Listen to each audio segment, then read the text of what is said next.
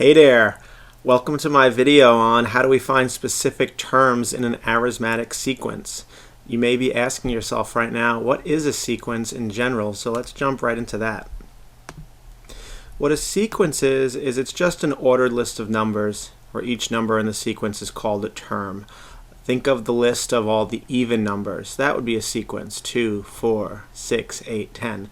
It's just an ordered list of numbers. And what we want to know is each specific piece in that sequence is called a term. So let's take a look at an example here. Here's an example of a sequence. The sequence 5, 10, 15, 20, counting by fives. That would be a sequence. And what we want to really know about a sequence is that each term has a specific name. If I look at this term here, 5, that's the first term in the sequence. 10 is the second term. 15 the third term, 20 the fourth term, and so on. So we say that each term has a certain position. If I want to talk about the first term, sometimes the way that you describe the first term is A, and then with a little subscript at the bottom you'd say A subscript 1. That would mean the first term. I could talk about the third term by saying A with a little subscript, A subscript 3. That would signify the third term. So here, if I'm talking about the nth term, I would describe that as A subscript n. Two types of sequences that we should be aware of is a finite sequence. Finite means has a limited number of terms. Here I can see in this sequence it's only 1, 2, 3, 4 terms.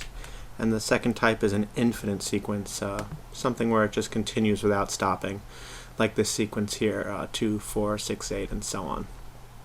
For this video, what we really want to talk about is arithmetic sequences, which is a specific type of sequence.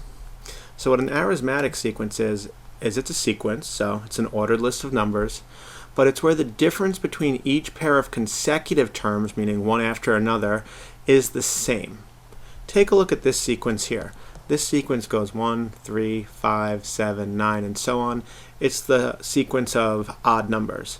Here each term is separated by a common difference of 2.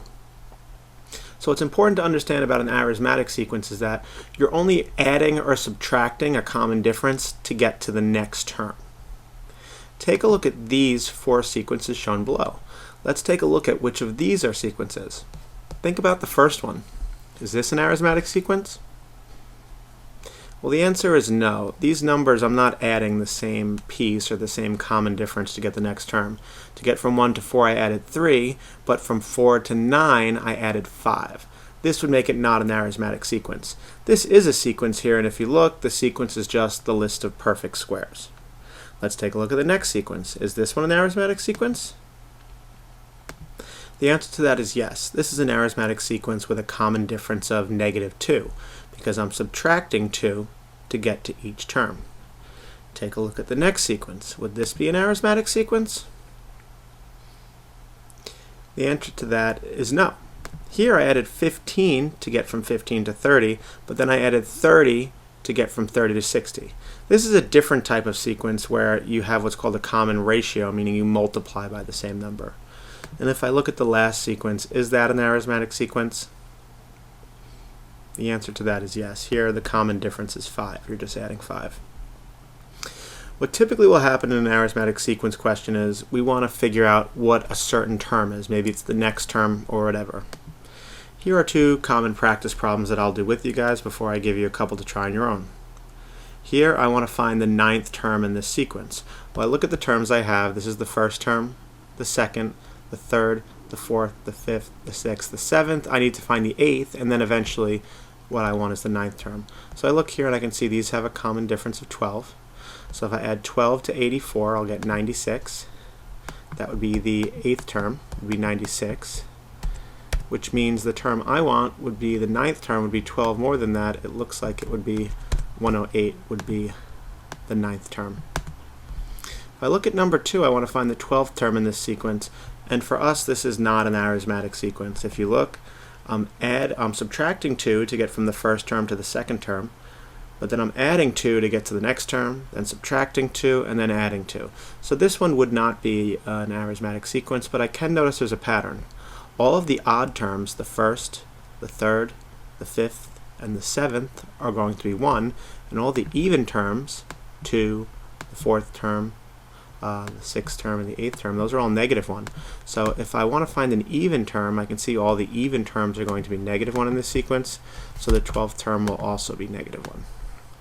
Let's give you guys one to try on your own. In problem number 3, I want to know what is the 10th term in this sequence.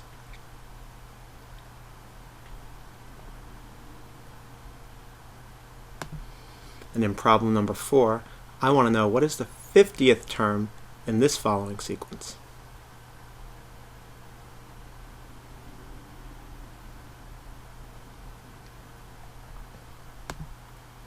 Now you might say to yourself in number 4 that it was very easy when we wanted to find the 9th term, the 10th term, the 11th term, but once somebody asked you to find the 50th term, it became very difficult. At this point you really are going to need a formula. So let's look deeper into this problem to develop a formula that you can use to find any term of the arithmetic sequences. This will help when someone asks you to find the 200th term, the 300th term. You won't have to find all the terms in front in order to know what term it is. So if I think about what's happening in this sequence as relative to any sequence, I can think about what these terms actually represent in terms of one another. Think of 4 here, the first term of the sequence. If I was going to label what 4 is just the first term. Now if I think about how I got from the first term 4 to the second term 9, what I did was I add 5. And what 5 is here is it's the common difference. So what 9 really represents is A1 plus the common difference of 5. Now imagine what I did to get from 9 to 14. I added 5 again, the common difference. Well, if I added the common difference once to get to 9, to get from 4 to 14, I added it twice, and the way I got from 4 to 14 was A1, or the first term of 4, plus 2 times the common difference. Think about how I got to 19. Well, to get from 14 to 19, I added 5 again, which is the common difference. So I'm taking this term here, A1 plus 2D, and I'm adding another D, the common difference, I'm getting A1 plus 3D. If you're noticing the pattern here, what the pattern is that when I want to find the third term, it's the first term plus 2 times the common difference. When I want to find the fourth term, it's A1 plus 3 times the common difference. When I want to find the fifth term, it's A1 plus 4 times the common difference, which is going to provide us with this formula. That any term, or the nth term of an arithmetic sequence, is the first term plus 1 less than the term's position I want to find times the common difference, where A1 is the first term and D is the common difference. Let's take a look at using this formula to solve this problem. Here all I need is 2 pieces of information in order to solve this problem.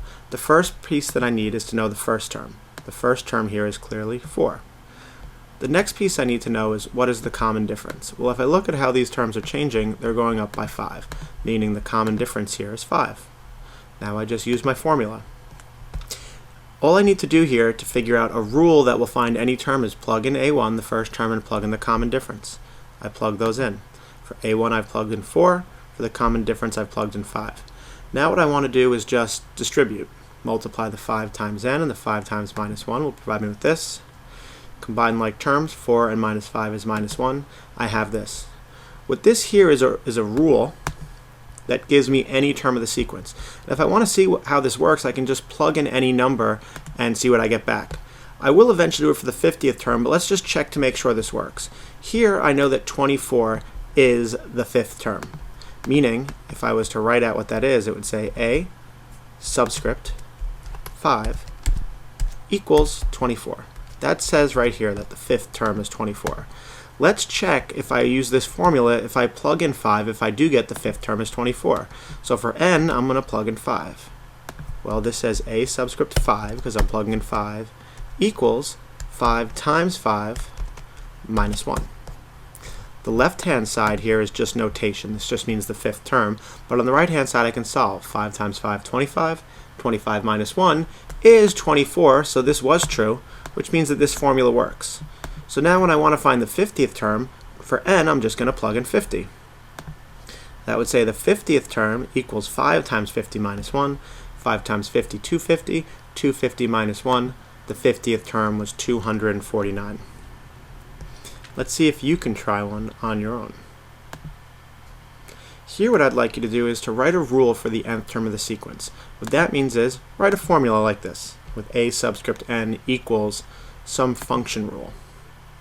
Then after you find the nth term of the sequence, use it to find a subscript 12, or the 12th term. It's important here to gain practice using the formula and not just doing it by counting what the 12th term would be. Okay, let's see if you did it correctly. Well, first thing I need to do is identify the first term, which is 11, and the common difference here, which looks like it is 4. So we'll write that down. Next, use the formula, plug in the first term, and plug in the common difference. Distribute. Combine like terms. I get this as a rule. If I want to check it, I could pick any of these terms to check. Maybe I'll pick the third term.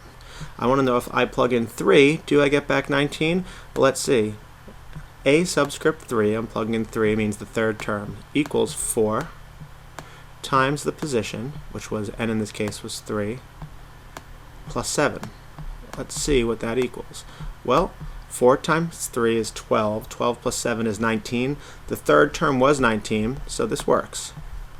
Now let's find the 12th term by plugging in 12. If I plug in 12 here for n, I'm going to get 4 times 12, 48. 48 plus 7, the 12th term is 55. Let's try one more. See if in this one, again, you can find a rule for the nth term of the sequence and then use it to find a subscript 15 or the 15th term.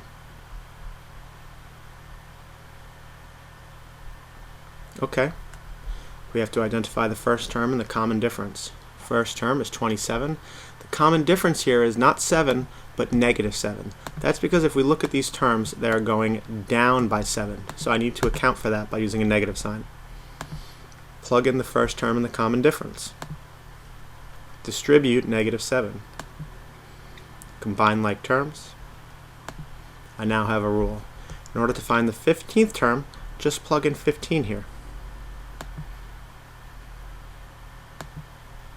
And the 15th term here is negative 71. Well, I hope you learned how to find a term in an arithmetic sequence. If you have any questions, don't be afraid to send me a message or ask me in class. Thanks so much.